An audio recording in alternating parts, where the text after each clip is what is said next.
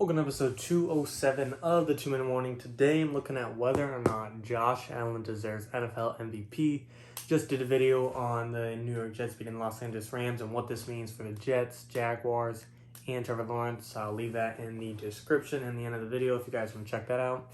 But this video looking at Josh Allen, really for the MVP race this year. I think it's pretty much in the first half of the season we had Russell Wilson pretty much leading it, and then he's gradually and drastically dropped off ever since the second half of the season.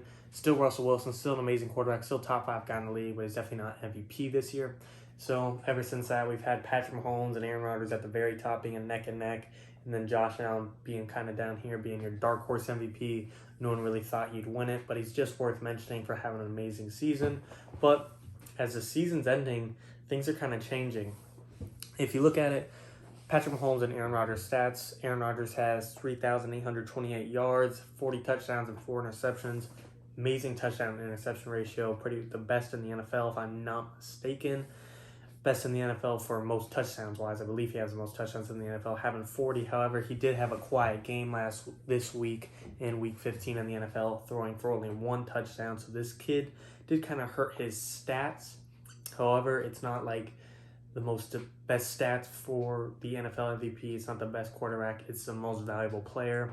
Moving on, you got Patrick Mahomes now having 36 touchdowns, 5 interceptions, and having somewhere around 4,400 yards, I believe. He's likely going to hit 5,000 yards for the season, so has a few more yards than Rodgers, but has a few less touchdowns and one more pick. So pick and choose right there, but you do have to consider the amount of help and receiving core Mahomes has, such as Tyreek Hill, McCole Hardman, Sammy Watkins, Travis Kelce, Clyde Edwards-Helaire, Le'Veon Bell, list goes on. And if you look at Aaron Rodgers, he's like, yeah, I got Devontae Adams, and that's it.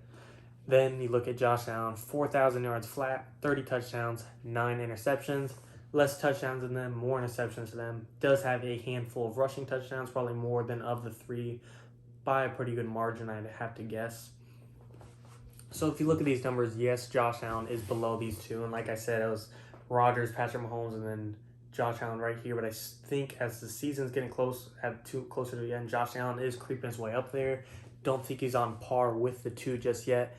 But I'd be lying if I said Josh Allen doesn't have a chance to close it out and possibly win MVP. I mean, if Aaron Rodgers continues to have these quiet games and Patrick Mahomes and the Chiefs kind of get lazy and like our playoff season's kind of locked up, we're just going to let this roll out with our backups, let Mahomes rest, and Josh Allen is still being dominant the rest of the 2 games. I don't know who his the very next game is.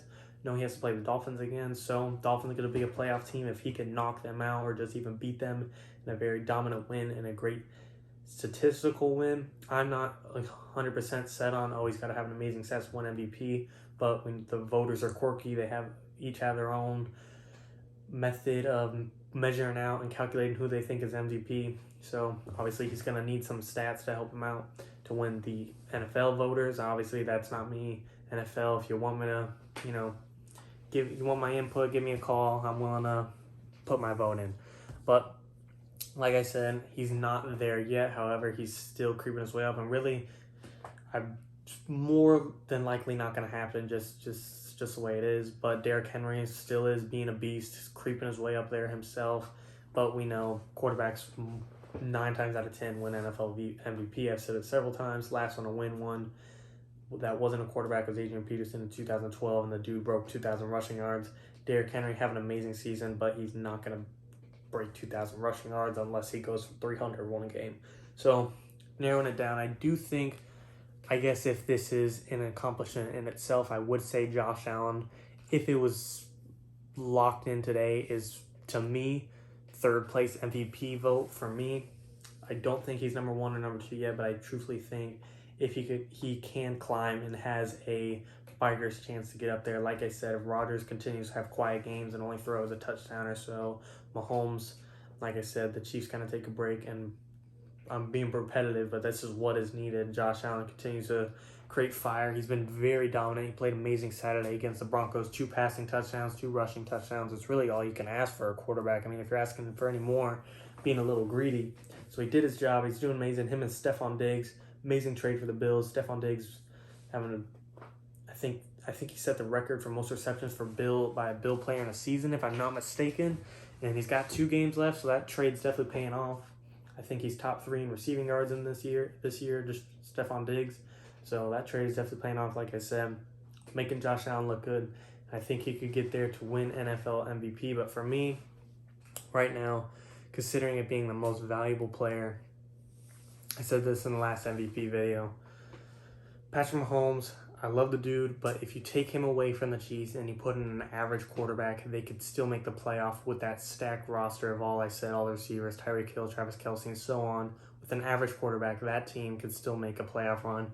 Might not be Super Bowl champions or Super Bowl appearance bound. With an average quarterback, rather than being Super Bowl champions with Patrick Mahomes, but they could still make the playoffs. Josh Allen, the Bills, I can't say the same thing. If you take him away, Bills might be a 9-7, 8-8 team.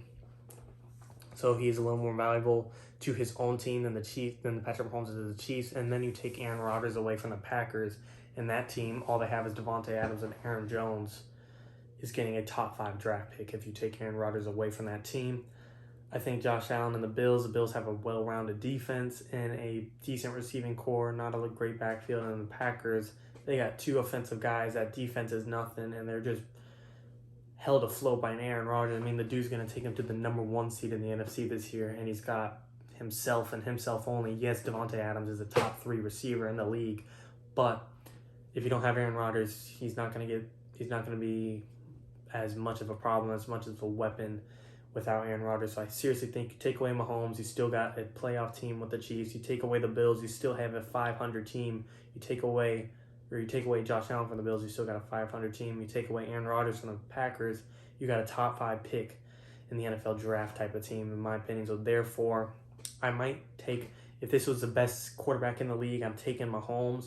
But for the most valuable player, Aaron Rodgers is the most valuable player to his team by far. I don't think it's close, but as we continue to finish the edge of the season, if he continues to be quiet, I can see Josh Allen and Mahomes creating their cases, making their cases even better, and Aaron Rodgers slipping out. But for me, most valuable player, and it's not even close, Aaron Rodgers and the Green Bay Packers. Let me know what you guys think in the comments. Any other videos you want to see, 2-minute warning.